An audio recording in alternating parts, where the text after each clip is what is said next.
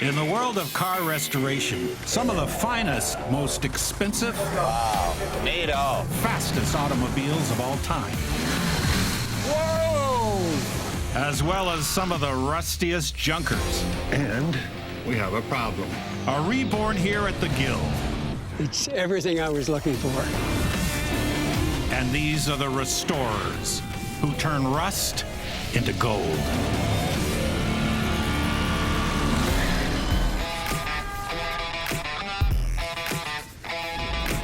Most of the Guild's business is to restore cars. After you, madame. Oh, thank you, sir. But they also flip cars for profit. You want to put as little as possible into it and find somebody to buy it, pass it on, and make money. This is really Oh, here we go. pretty car. David's business partner is Larry, and today they're checking out their next flip. You never sat in this before, have you? I did when I first bought it. Did you? Down in California. Did you? Yep. Oh. Yep. Sat in it and loved it. Larry and I are taking the Didion Bouton, the Locomobile, down to the RM auction because we figure it's time to move those cars on. Had them for a long time to find new owners. This is the car that, again, it was an impulse buy when it came across on the lot. I think it's a dynamite. It's really car. rare for you to do impulse buying, eh? It is. The Locomobile Speedster was the first American car to win the Vanderbilt Cup race in 1908. An 11-lap, 415-kilometer course, George Robertson drove in a little over 4 hours with Old 16. The Locomobile's going to soar. There's a lot of interest in it. We'd seen a couple of months before another one go for over $300,000 that was not as good a car. Yeah, this was like, the ultimate hot rod of its day. And it could just take off for us. I mean, that's what we're hoping.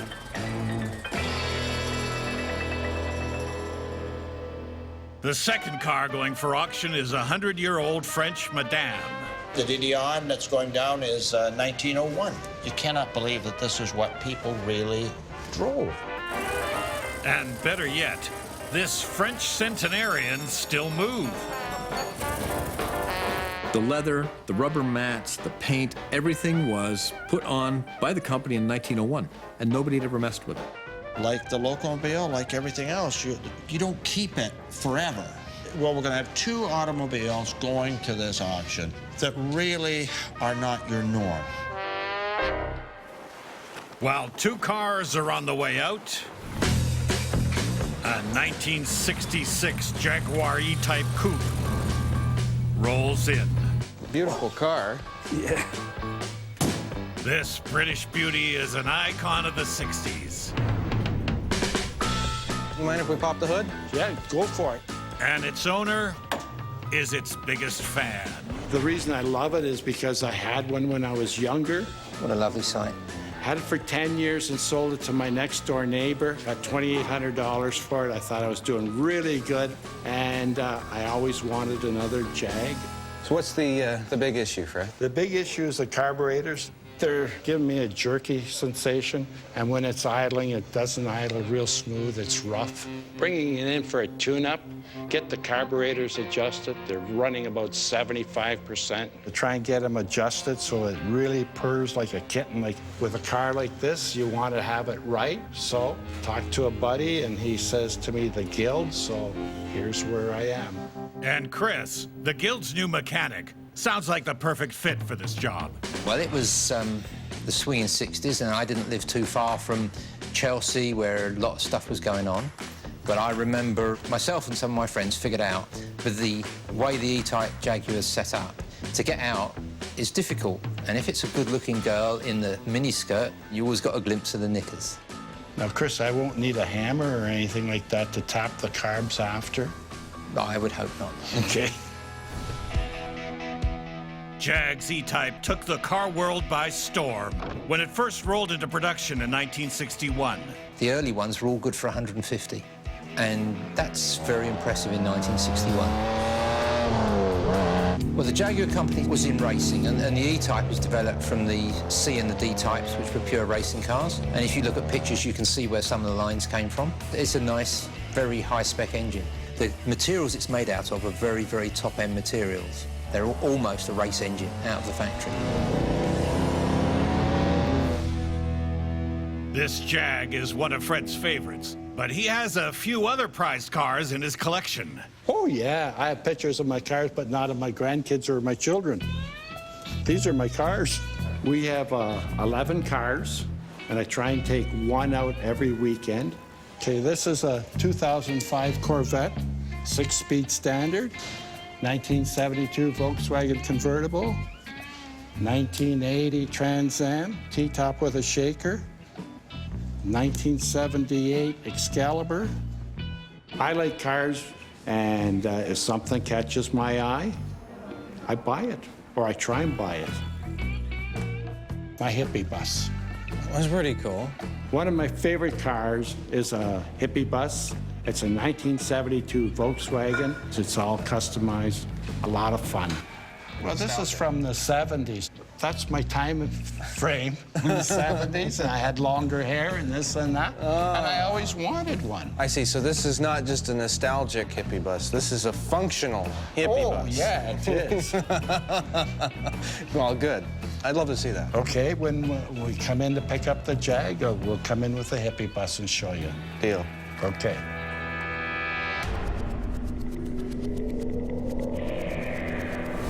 Have we got everything I need for the airport? Yes, it should all be in the blue file folder. David is off for a 2-day trip to Florida. Have a good trip, Dave. See you later. Bye. He's got 2 cars up for auction in Amelia. Oh, yeah, lots of room in here. And it's time for David and his business partner, Larry, to find out if their gamble will pay off.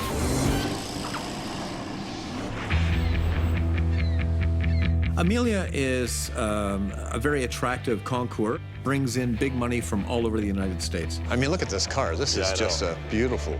That money goes right into the auction. This is really neat, isn't it? Yeah, this is a pretty little car. Listen, you never lose money on a car like this, as long as you're patient. The Ritz Hotel just reeks of money on the day of the auction. Oh, there is loads and loads of money here.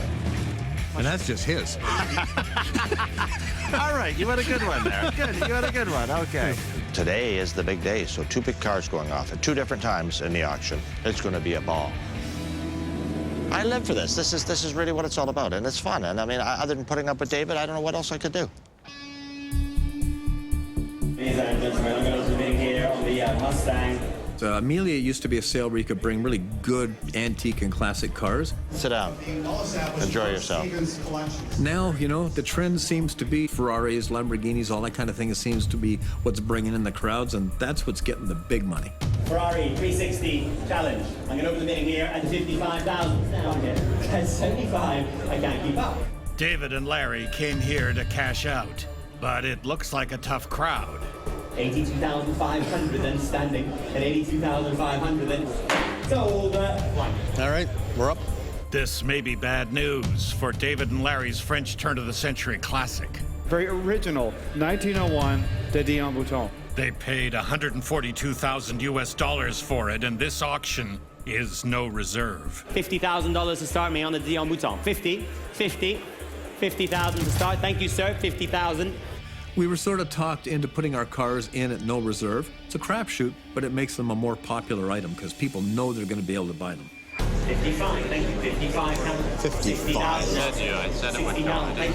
60,000 bid here in front of me at 60,000, selling all the way. 70,000, 70,000, 75 if you like. They don't even give it a chance. They're not giving it as much a chance. I don't think it got a fair shake. And it's not sour grapes, just when that car rolled out, I mean, they just didn't keep it out there long. Is going for the first time at $70,000 right here. I mean, it came out up onto the auction block, and almost immediately, it was spun around and off it went. And honestly, I was shocked, because I know when a car's had its just time, and it just didn't look like it to me. Come on, keep it going. At 75,000 right here in front. 80, thank you, sir. Better, that's better, that's 80,000 and 5, doesn't it? All right, keep going, guys. At 100,000 then, will I have 105 from you, sir? 105,000 now, I'm selling the car right here in front of me at $105,000. Sold your car. The results are disappointing. Larry and David come up short. I really wanted to see that thing take off. I thought it would have, but you have to have the bidders. Larry originally paid too much for the Didion, and we just didn't get back what we needed to get. You win some, you lose some. A little disappointing when your really good car doesn't have the right people in the audience.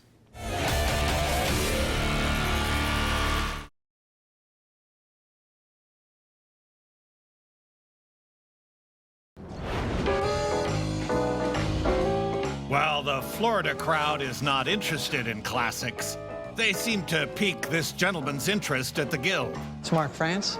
Nice to meet you, sir. What are you interested in? I'm interested in a classic. Siegfried Knudsen has always dreamed of owning a timeless luxury car. I've been involved in vintage cars all my life. In fact, I got my first car when I was 14. It was a Model T Ford. So something nice, something beautiful, something reliable that you can ride? That's correct. Okay. Yeah. Now, I'm 75 years old. I'm fighting cancer, so, well, it doesn't preclude making long-range plans. At least I figure I better not wait too long to implement them.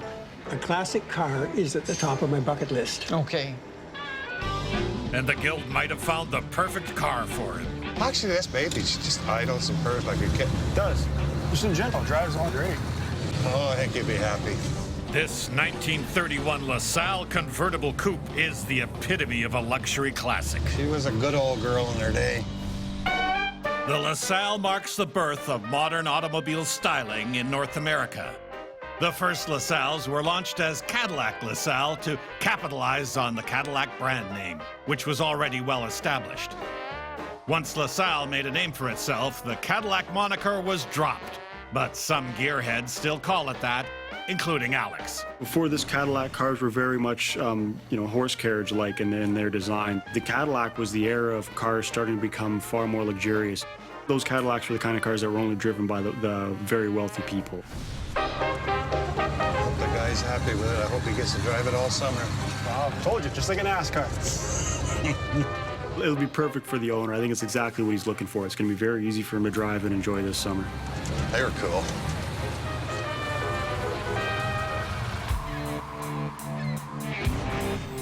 In Florida, the tourists are at the beach. But David and Larry are at the Ritz. Lot 129 is the 1909 Locomobile Model 30L Speedster, one of America's finest brass air chassis with dashing open-air bodywork. The 50th anniversary of the Mansell Cup. Wow. Neato. They're here to flip cars. The first one didn't do so well, so there's a lot riding on this 1909 Locomobile Speedster. Still, it'd be nice to get some nice money off it. With the Locomobile, I would be ecstatic if we got $250,000, $300,000 for it. Let's open the bidding here at $60,000, shall we? $60,000. I'll be happy if we do better than break even. Open the bidding at $60,000 if you like. 40, sir, thank you. I've taken 40,000. I have 60 anywhere now. Do I have 60 anywhere now? It's a crapshoot. The car's here to be sold. The bids on the boys' Locomobile are inching up. 85,000, thank you. 85,000, 90,000, thank you. 90,000, 95,000 closer to me. I've taken you, sir. I caught you out of the corner of my eye at 100,000. I've been on enough auctions to know that this isn't good. These bids are just grinding up really slowly, and that's not exciting. 1,000 then. I'm selling here on the aisle. It's no reserve. It's here to be sold. Then it's going for the first time. Right here on the aisle. Seriously? $100,000, ladies and gentlemen. And I'm selling here for the third and the last time. If we're all done, feel free to join in if you'd like in the room. 110,000. 115, thank you. 115. You got 115,000 for the first time, and 115 for the second time, for the third and last time, and $115,000 all done, all finished. Sold your car. There's 115 grand. 115,000. Wow. Would have liked, I always thought that car would be worth a lot more than that. Auctioning cars is just like going to Vegas. The only thing is, you stand a lot more chance of winning at an auction. But sometimes you lose. And this time, we didn't do great. That's going out, right? Isn't that where we're going? It is. That goes to the ocean. It is. We're going this way. I'm sort of feeling a little bit stressed. Yeah, well, I guess we both are a bit. Yeah.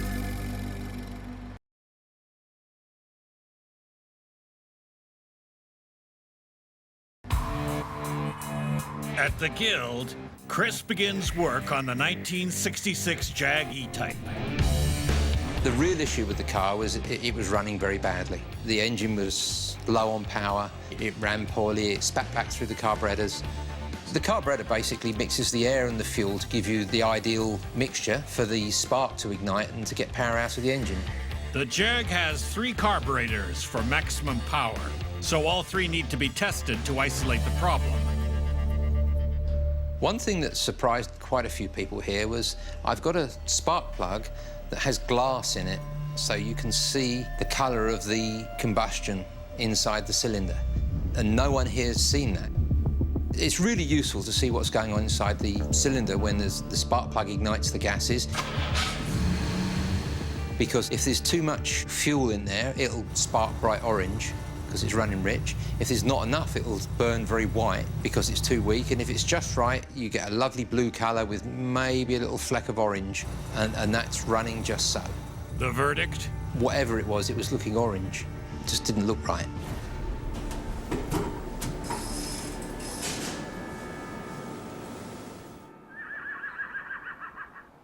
After a disappointing performance at the Florida auction, I think this might be it up on the left.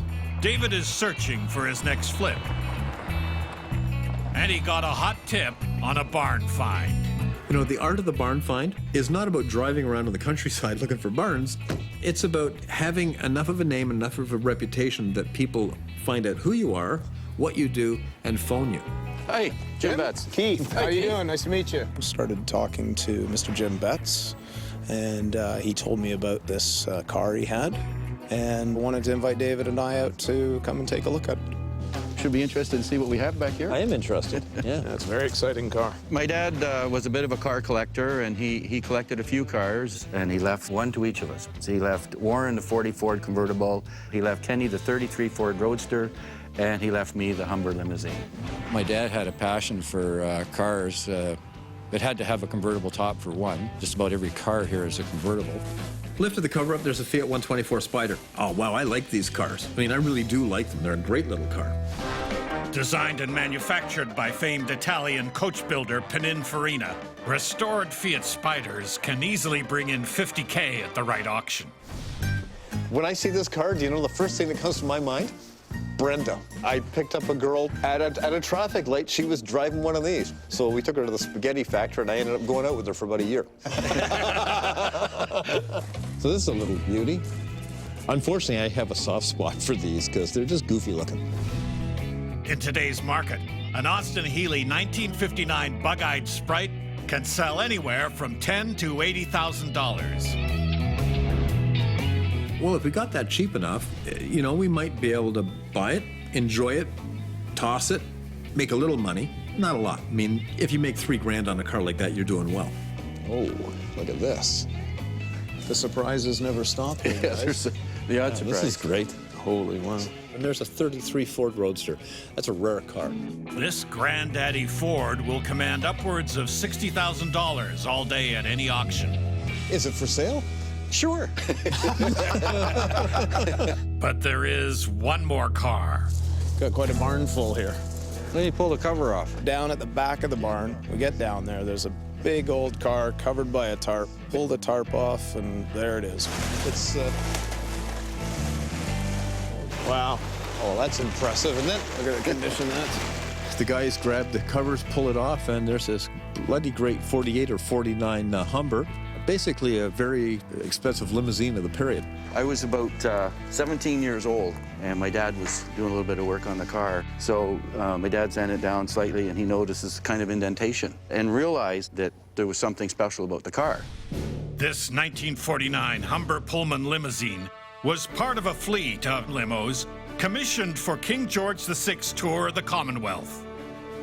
Princess Margaret, Canadian Prime Minister Louis Saint Laurent, and Sir Winston Churchill have all graced its seats. A special cigar lighter and ashtray was even installed in the back for Churchill. Wow, this is a gorgeous car. When you pull the cover back off something that's that significant, it's always fun. I like the flag carrier on the front. It's the history that seeps out of this car that makes it significant. My dad got a letter back from Buckingham Palace basically saying that this car had been the official car in Hamilton, Bermuda. Unfortunately, the letter's gone. Oh. So we have to try and find it. You know what? I really want to get that letter from Buckingham Palace. Just the final cherry on the top of the cake. Keith hasn't made it quite clear to me what you actually want to do with it. What I'm interested is find a home for it where somebody would appreciate it, because we've had it for, like I said, it's been in the family for 48 years. I'm sitting here under a tarp for 20. First thing we got to do, we'll get it back to the guild, we'll get it cleaned up, then we have to start digging into the car's history, really pinning down the provenance and all the important parts of its existence. How are we going to get it out of here?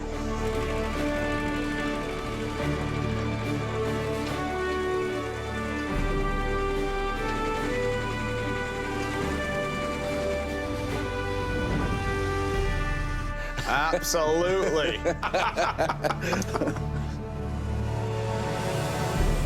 For king and country.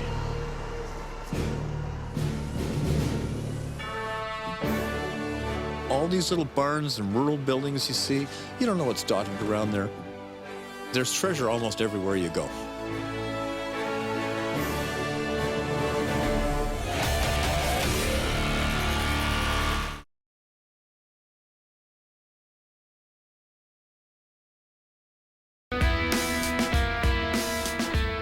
At the Guild of Automotive Restorers, the LaSalle is getting a thorough once-over. Cat LaSalles are an incredible car. They're really overbuilt. Yeah, everything for this car is built like a modern-day truck. They were building cars to last forever, so. You think that shifter's going to come down out of there? I think so. This old girl weighs over 2 tons. Thank God the tall guy's doing this. Pulling parts for an inspection is tougher than your average tune-up. What it means for us now is we got to bust a nut every time we try and move something on this car. And do that. Okay, I'm going to start loosening that. Unfortunately, it's not like a modern car where a transmission comes out with 6 bolts and lays on the floor in 10 minutes. So the only way to get the transmission out to do the clutch was to remove the entire rear axle assembly and torque tube, which was a massive job. Atta girl. Unfortunately, back then, they overbuilt everything, so the car is very, very heavy for its time. Until we take that stick out, she ain't going nowhere. Probably weighed somewhere in the neighborhood of 6,000 pounds to 7,000 pounds, so that's equivalent to most 3/4-ton pickup trucks nowadays. This tranny weighs as much as some of the engines. For all this extra work, all had to come out just so we can get to this little disc inside of here. This is the clutch pressure plate, and that's the clutch disc in there. Oh, now you did it. The rear seal's leaking for sure. When we finally did get the clutch out and disassembled, we noticed that was definitely far past its prime and ready to be replaced. Next, Alex and Paul attacked the brakes. She's rusted. And you could see that the liners at one point had worn right out, and the rivets had actually gouged into the drum itself. They drove it right through the rivets and then just relined it and never turned the drums. So. Yeah. And that's unsafe. You're not going to have a full contact patch on that brake. All right, so this is the last drum being ready to ship out. And when they come back, everything's ready to be reassembled and get her back on her wheels and ready for the customer.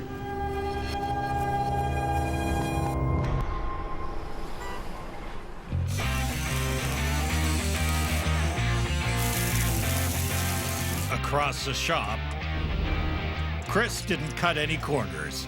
I fully rebuilt all 3 carburetors because we had the 3 kits, because each carburetor needed something out of the kit. You could have probably reused some of the parts, but I didn't know how old they were, so I just put the whole kits on for best practice. To make sure, Chris runs the glass spark test one last time. Looking at the glass spark plug, running a nice blue colour, goes orange when you accelerate, light blue as the revs come down, which is exactly what it should do. It's now at last running as it should do.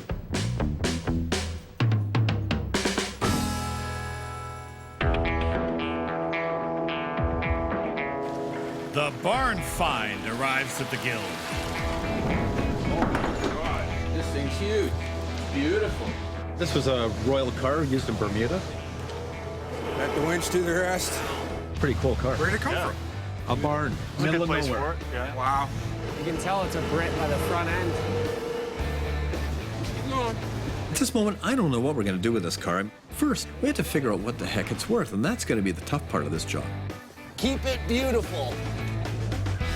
What we need to do is basically, I just want you to go from one end of the car to the other, go through its condition and everything. Let's just see how much rot and that it's got in it.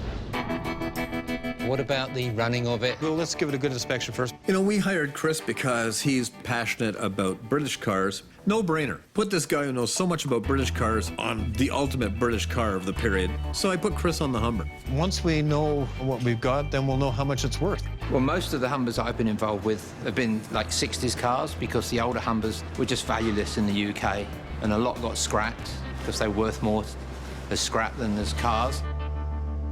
Let's lift her up. Let's take a look. This is where your car looks good and then you find out how bad it is.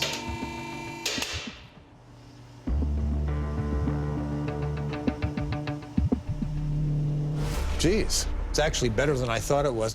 The only time I've seen one of these before is in old newsreels with the Queen in it. It's a pleasant surprise seeing a bit of old England here. Reminds me of the England that I remember as against the one I left.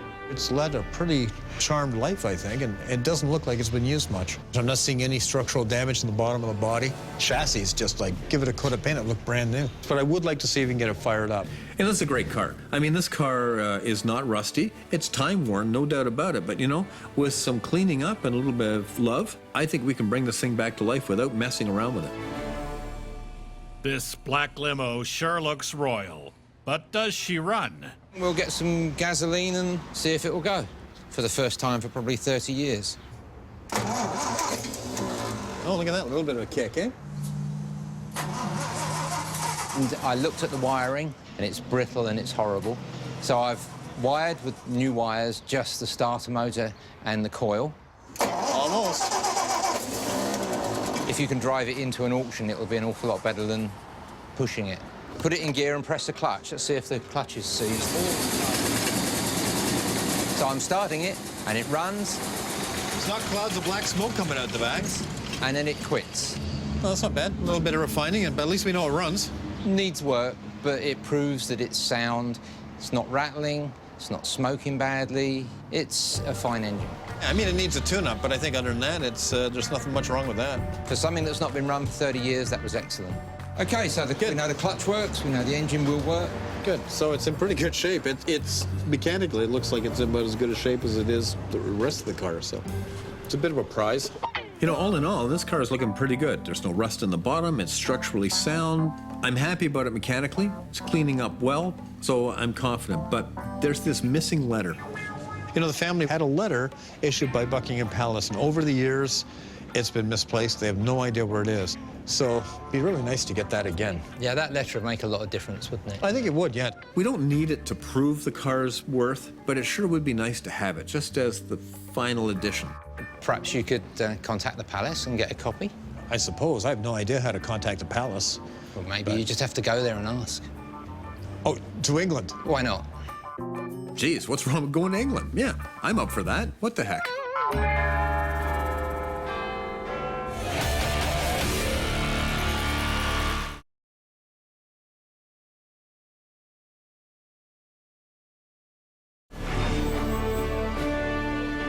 David is serious about the royal limousine. Well, thank you. You're most welcome. Serious enough to follow its tracks all the way back to London. Can we go to 96 Kensington, please? Sure, no problem. Keith worked his connections and got them a meeting with Peter Phillips, a member of the British royal family. Peter Phillips is the first grandson of Queen Elizabeth. I worked with him at Jaguar F1 when I was here. He worked in my department, and we got along well and became friends, and we've kept in touch over the years. If they can track down an official letter to authenticate their barn find, it will add value to the car. But the most important thing to me right now is we're trying to get a letter from Buckingham Palace. What? We're going to meet a member of the royal family, and that's the shirt you decide to wear. I like this shirt. Yeah, but we're not going to a rave, David. Driver, can you take us to Douglas Hayward's? It's on Mount Street. Thanks a lot.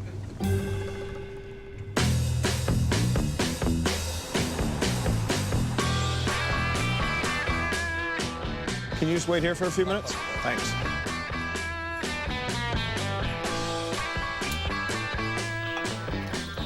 I like this look.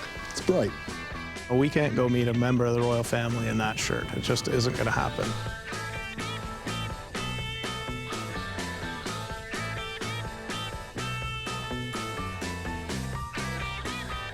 That's sort of pink, isn't it? That's the one, David, for sure. I think it's very good. Yeah? He says it for almost every shirt, though. I know. Perfect. And now we can burn your old shirt. Get in, Your Majesty. Oh, thank you, sir. Yeah, thank you. On the other side of the pond, the old girl LaSalle is getting new parts. And we're off. We just sent all this stuff out to be resurfaced, relined, and we just got it all back. So far, everything inside looks pretty good. Should be ready to go back in. Weightlifting for the day. You want a hand with that? No, sir. I have to drop it on my toe before I need a hand. We need to get this thing done. The man his health is very poor, the owner, and he wants to drive his car. This may be his last summer to be able to drive it. He's basically been giving a time limit on his lifespan right now, so he wants to get this car to enjoy it for his last few years or months or however long he has. This was a lot easier to put in than it was to take the thing out, wasn't it? Well, we know what the hell we're doing this time around. These are the drums that we sent out to have machined. They machined this part and make them round again because they were all warped before. Hey, Paul. Hello? Try and put your drum on. And we have a problem. It won't fit. Lovely. Yours that way off too? Yep. Two of the drums don't fit. There's too much liner material left onto the shoes, and we can't get the drums onto the car. They replaced this. This is the new friction material that they put on. They used a bonded material, and it's too thick. The drums won't slide on now. I was definitely disappointed to slow things down. I mean, everything else on the car is now done. We've just been waiting on the brakes so we can tidy it up for the customer.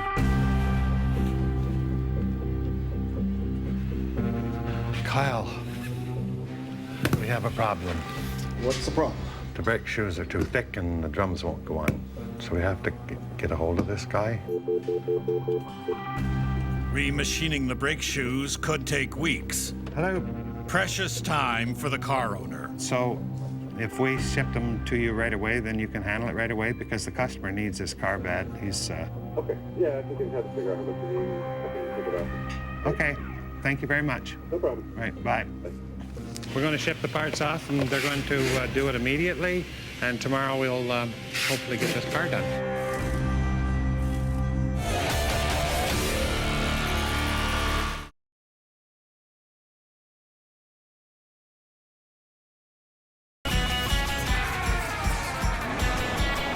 In London, England, Driver, 96 Kensington now? Yes, thank you.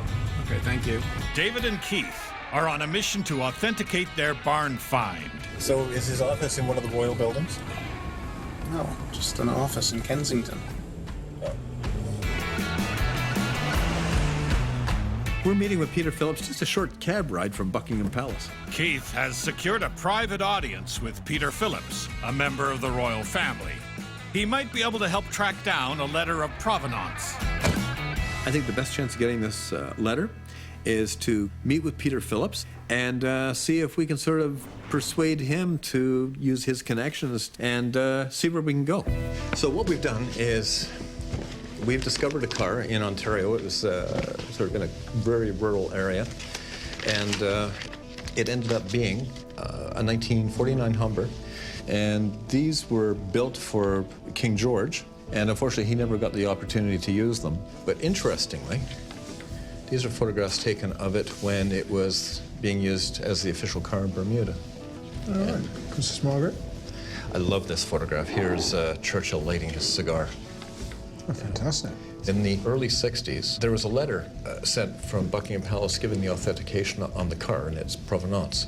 The letter was misplaced at some point. So what we're trying to do now is basically get copies of that official letter from Buckingham Palace. What a letter from Buckingham Palace will do is just to basically fill in the small gaps that we have in the provenance of the car. It's just nice to have that final piece of documentation. It just sort of seals the entire history. And you want to see if I can troll through some of the archives and see if I can find a letter. Yeah. We don't expect you to personally do it, but if you can help us. Nice. Oh, yeah. Yeah, sure. So we'll give it a go and see what we can dig up. He was a great guy, and I really think that he's genuine in that he's going to do everything he can to help us. I want to ask you something. Do you really think that this shirt is inappropriate? I mean, look at this shirt. That's a beautiful shirt. He looks like a licorice all sort. There are certain nightclubs you struggle to get into wearing that as well. Well, he wasn't as enthusiastic about the shirt as I am, so I mean, maybe Keith had a bit of a point.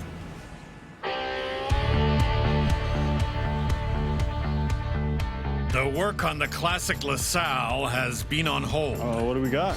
Well, it's supposed to be the brake shoes back. Right on. We've lost, 3 or 4 days of valuable time now. So, let's hope they fit this time. I mean, everything else on the car is now done. We've just been waiting on the brakes so we can tidy it up for the customer. Things are looking up. Bonus. Beauty. That'll work. You got the drum line? Yeah. What a relief. Well, the brakes are back on. Drum needed a bit of sanding to get it to go on properly and everything to line up. But yeah, it's good to go now. Button up the last few things, get it on the road. It's always a sense of relief when the car's finally ready for the road test. I mean, there's a lot of preparation, a lot of steps that have to go right before a car's ready to drive. Your side all done, Paul? Yes, it's completed. Fantastic. All done? Yeah, man, ready to roll. Party time.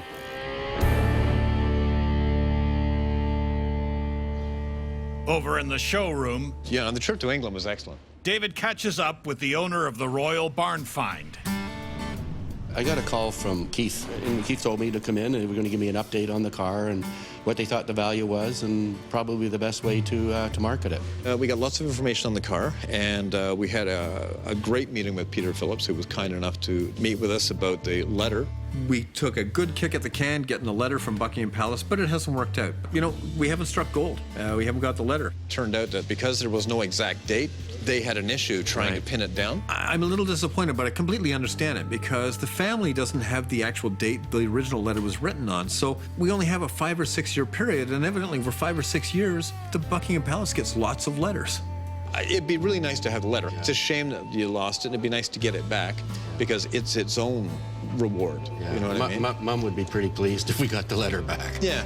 At the end of the day, it doesn't matter. We've got photographs, we've got serial numbers, we have everything we need to authenticate the car. What do you think the value of the car is? To be honest, probably $8,000 to $15,000. Yeah. Wouldn't even think of letting it go for at least double the 15, you know what I mean? So it would stay in the family if that's the value of it. But I think that you can add a considerable sum on top of that because it isn't that. It's a historical artifact. It's not just an old car. So, I think that really you're probably looking $25,000 to $40,000, and I don't know where to set it. I'd say it's safer to start at 40 and, I mean, you're not going to get rich with it, but, look at it. You got it. It's yours. Yeah. How many cars were made for King George VI that, of the 6, how many are left? I mean, it's a pretty unique vehicle, I think. If you really wanted to get serious about marketing this is the kind of thing that maybe you take to the right auction. Right. At the end of the day, the car is worth what somebody's willing to pay for it, and the people who are going to be willing to pay for this are going to be the people who want this car because Churchill sat back there. Exactly. I think that's the most important part of the car. All right, well, thank you very much. You're very Appreciate welcome. that. Thanks a lot. Okay, then.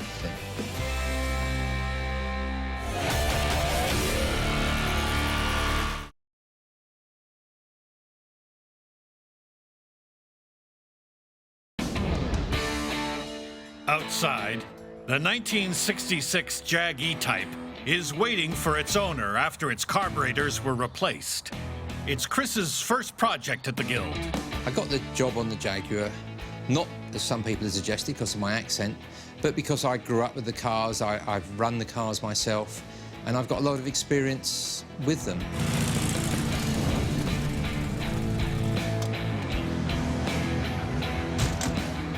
Holy cow. Jesus, that ever looked nice. The Guild called and they said the Jag is all ready, so I called my 2 friends and asked them if they wanted to come up to the Guild with me to pick up the Jag. Now to see if it sounds as good as it looks.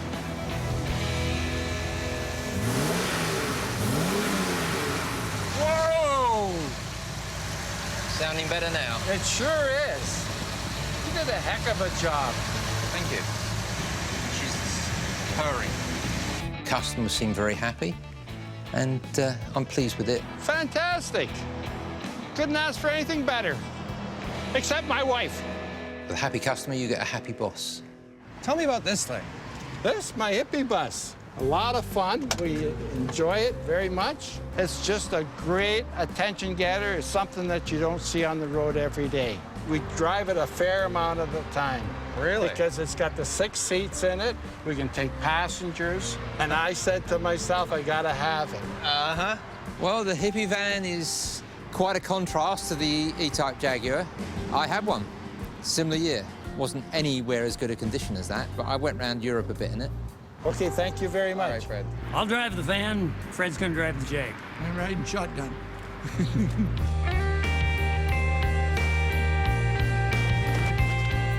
Okay, take care. Thank you very much.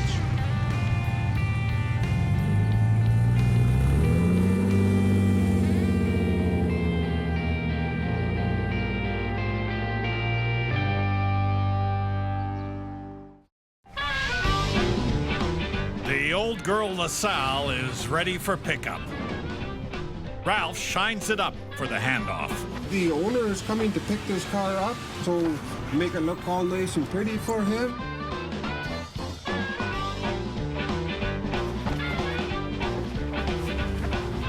My sister, a dental hygienist, she suggested that I use the toothbrush instead for using it on cars such as this, and I thought, man, that's a good idea. I should try that. I really take pride in my work. It is really worth it when you stand back and see the fruits of your labor. Beautiful.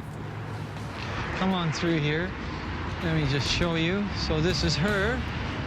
It's the moment everyone's been waiting for. I love the way they, you know, the yellow and the white with the chrome and black and the red. Magnificent. I thought I might need a lot more restoration. It's turned out perfect. It's everything I was looking for. His jaw dropped when he saw it. It was the first time that he saw it with his daughter-in-law and his granddaughter. You could feel the beaming coming off of his body. This is Alex. Alex, this is Mr. Siegfried Knudsen. How are you? This is the owner of the vehicle. Wow, cool. Alex spent some time on the vehicle, and he was the only one that was allowed to drive it. Oh. I'm blown away that he's that happy with it. Anytime you hear a story like this and you see somebody who's this enthusiastic about cars, you really start to pull for somebody like that. It is everything that I wanted. Great. I'm glad to hear that. We really put as much effort as we could into his car to make it perfect for him. What a wonderful car. It's a 1931. It's a convertible coupe. It has the wire wheels and side mounts. It even has the white wall tires. Fits you like a glove. You want to go get in the car with Grandpa? Does Grandpa look happy?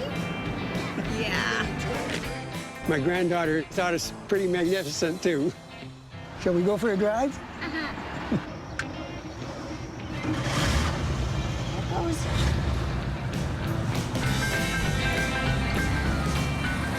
He had a dream. He came to us and asked us to fulfill his dream. And for us, that's the greatest payoff. That's why we're here. Go for a ride. Yeah.